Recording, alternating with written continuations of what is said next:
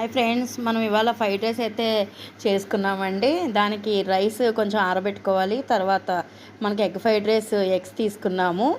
అలాగే మనకు దానికి కావాల్సిన మసాలాలు ధనియాలు, లీఫ్, లవంగాలు, జీలకర్ర తీసుకున్నామండి. తర్వాత మిరియాల పొడిని తీసుకున్నాము.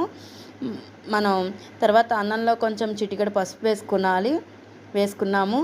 తర్వాత క్యాబేజీ ముక్కలు, ఉల్లిపాయ ముక్కలు, పచ్చిమిరపకాయలు, ఎగ్స్ తీసుకుని రెడీ పెట్టుకున్నాము.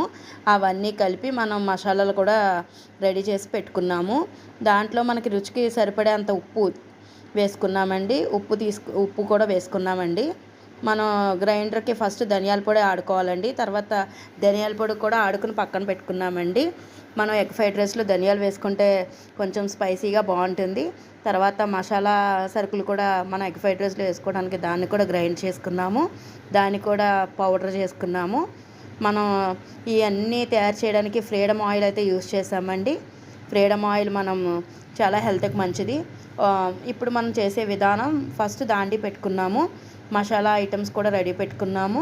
ముందు అన్నీ రెడీ పెట్టుకుని పీసెస్ కింద కట్ చేసుకుని మనం దాండి పెట్టుకుని నూనె వేయించుకుని ఎగ్ని అయితే బాయిల్ చేసి మొత్తం కొట్టి అందులో కావాల్సినవి అన్నీ వేసి కొంచెం నూనెతో ఫ్రై చేస్తున్నాం. తర్వాత క్యాబేజీ ముక్కలు వేసుకున్న వెంటనే మనకు సరిపడే అన్ని జీడిపప్పులు వేస్తున్నామండి. జీడిపప్పులు కూడా చాలా బాగుంటాయి మనం తినడానికి. అందులో దానికి ఫ్లేవర్ కోసం మనం అల్లం వెల్లుల్లిపాయ పేస్ట్ కూడా వేసుకుని అలాగా నూనెలో బాగా ఫ్రై చేస్తూ ఉన్నామండి.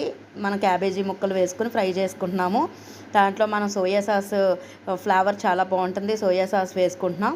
సోయా సాస్ వేసుకుని దాంట్లో కొంచెం చిటికెడు కారం కూడా వేసుకున్నామండి.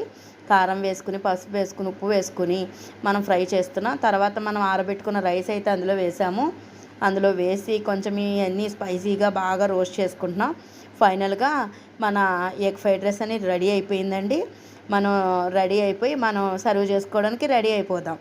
ఇది మా ఇంట్లో ఉన్న చుట్టాలు ఆవిడ తిన్నారు. ఆవిడ ఒకటే ఫీడ్బ్యాక్ ఇచ్చారు. చాలా హ్యాపీ అనిపించింది మాకు. ఫ్రైడ్ రైస్ చాలా బాగుందమ్మా, బాగా చేసావమ్మా అన్నారు. థ్యాంక్స్ ఫర్ సపోర్టింగ్ అండి. ఇలాంటి వీడియోస్ మరెన్నో మీ సపోర్ట్ తోటి మేము ఎన్నో చేయాలని మనస్ఫూర్తిగా కోరుకుంటున్నాం. Please like and share and support me.